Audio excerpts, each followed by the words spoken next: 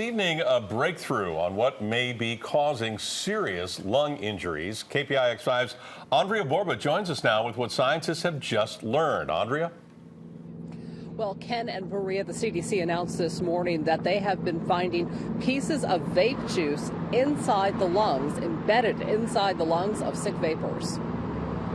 After a rash of vaping-related illnesses and deaths around the country, the Centers for Disease Control may have a breakthrough on their hands. 29 lung samples in patients turned up vitamin E acetate, used as a thickener in vape juice, especially on the black market. Dr. Arthur Reingold is a UC Berkeley epidemiologist. Vitamins typically of this type are absorbed by ingesting them in food, or potentially in over-the-counter vitamins. And this particular vitamin is sometimes used topically to rub on the skin. Neither of which says anything about the safety of inhaling the product. So vitamin, these vitamins can be perfectly safe to swallow and not pose any risk to health. That doesn't mean that they're safe to inhale into your lungs.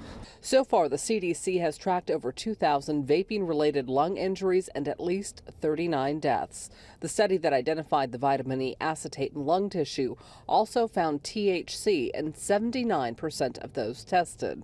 I don't smoke tobacco. This is just marijuana, CBD.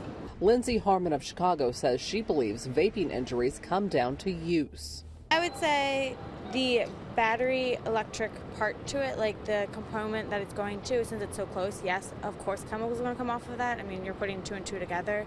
But again, it's how often you do it. I'm sure if you do it every day, hours on end, yeah, you're going to have issues related to that. Dr. Reingold would like to see something else happen. I would say that if we really see vaping as a harm reduction strategy for smokers, it should be by prescription, not available over the counter. And then we could do a much better job of limiting it to the people who might benefit. Now, the CDC is not ruling out other ingredients in vape juice as the cause of these lung injuries in vapors. They are going to continue to study this. Live in San Francisco tonight, Andria Borba, KPIX5.